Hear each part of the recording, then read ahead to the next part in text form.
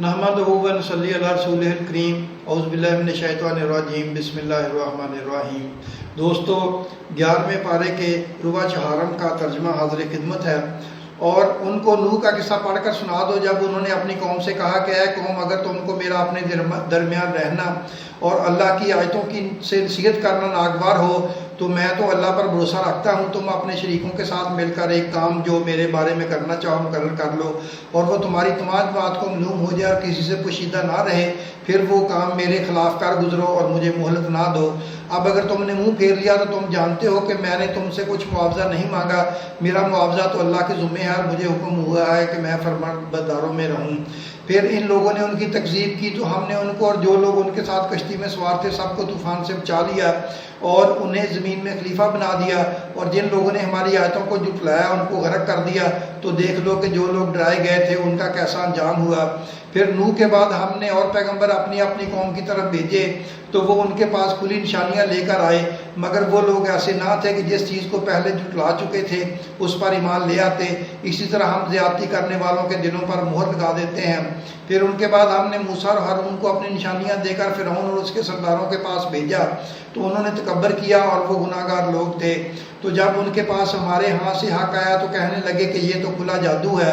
موسیٰ نے کہا کیا تم حق کے بارے میں جب وہ تمہارے پاس آیا یہ کہتے ہو کہ یہ جادو ہے، حالانکہ جادوگر فلاح نہیں پانے کے؟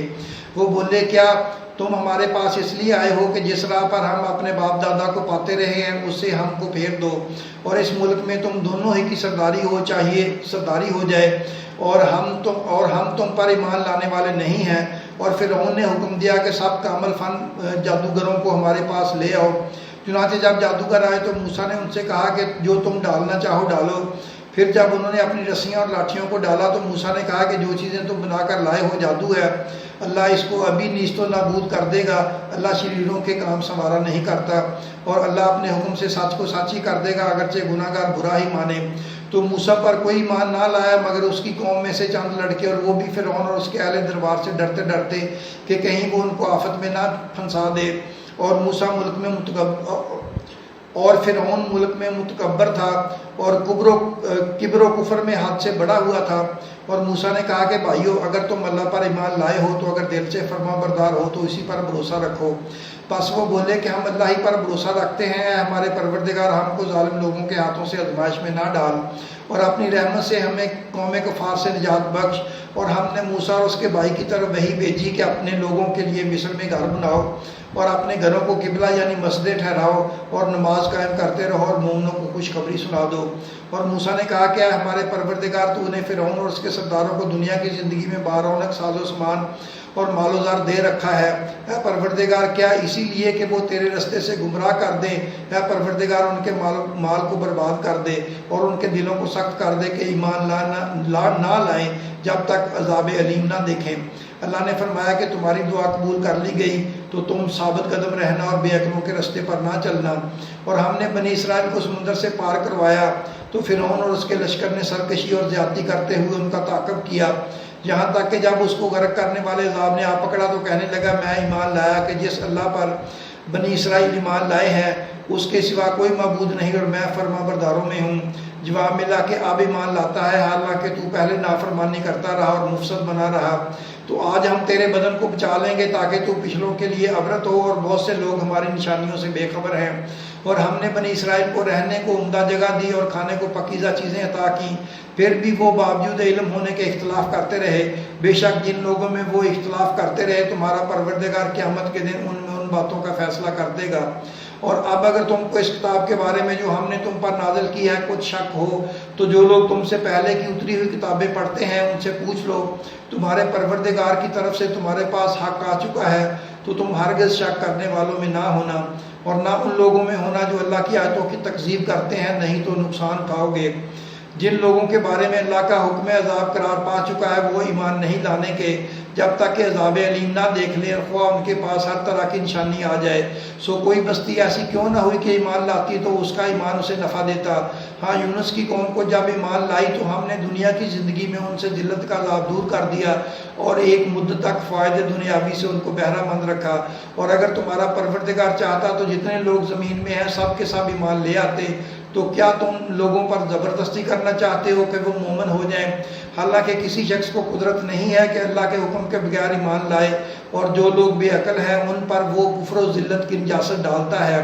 ان کفار سے کہو کہ دیکھو تو آسمان اور زمین میں کیا کچھ ہے، اور جو لوگ ایمان نہیں رکھتے نشانیاں اور ڈرانے والے ان کے کچھ کام نہیں آتے۔ سو جیسے برے دن ان سے پہلے لوگوں پر گزر چکے ہیں، اسی طرح کے دنوں کے یہ منتظر ہیں۔ کہہ دو کہ تم بھی انتظار کرو، میں بھی تمہارے ساتھ انتظار کرتا ہوں۔ پھر ہم اپنے پیغمبروں کو اور مومنوں کو نجات دیتے رہے ہیں، اور اسی طرح ہمارا ذمہ ہے کہ مسلمانوں کو بھی نجات دیں۔ اے پیغمبر کہہ دو کہ لوگوں، اگر تم کو میرے دین میں کسی طرح کا شک ہو تو سن رکھو کہ جن لوگوں کی تم اللہ کے سوا عبادت کرتے ہو میں ان کی عبادت نہیں کرتا، لیکن میں اس اللہ کی عبادت کرتا ہوں جو تمہاری روحیں قبض کر لیتا ہے، اور مجھ کو یہی حکم ہوا ہے کہ ایمان لانے والوں میں ہو جاؤں، اور یہ کہ اے نبی سب سے یکسو ہو کر دین اسلام کی پیروی کیے جاؤ اور مشرکوں میں سے ہرگز نہ ہونا، اور اللہ کو چھوڑ کر ایسی چیز کو نہ پکارنا جو نہ تمہارا کچھ بھلا کر سکے اور نہ کچھ بگاڑ سکے۔ اب اگر ایسا کرو گے تو ظالموں سے ہو جاؤ گے، اور اگر اللہ تم کو کوئی تکلیف پہنچائے تو اس کے سوا اس کا کوئی دور کرنے والا نہیں، اور اگر تم سے بھلائی کرنی چاہے تو اس کے فضل کو کوئی روکنے والا نہیں۔ وہ اپنے بندوں میں سے جسے چاہتا ہے فائدہ پہنچاتا ہے، اور وہ بخشنے والا ہے، مہربان ہے۔ کہہ دو کہ لوگوں، تمہارے پروردگار کے ہاں سے تمہارے پاس حق آ چکا ہے، تو جو کوئی ہدایت حاصل کرتا ہے تو ہدایت سے اسے ہی حق میں بھلائی کرتا ہے، اور جو گمراہی اختیار کرتا ہے تو گمراہی سے اپنا ہی نقصان کرتا ہے، اور میں تمہارا وکیل نہیں ہوں۔ اور اے پیغمبر تم کو جو حکم بھیجا جاتا ہے اس کی پیروی کیے جاؤ اور تکلیفوں پر صبر کرو یہاں تک کہ اللہ فیصلہ کر دے، اور وہ سب سے بہتر فیصلہ کرنے والا ہے۔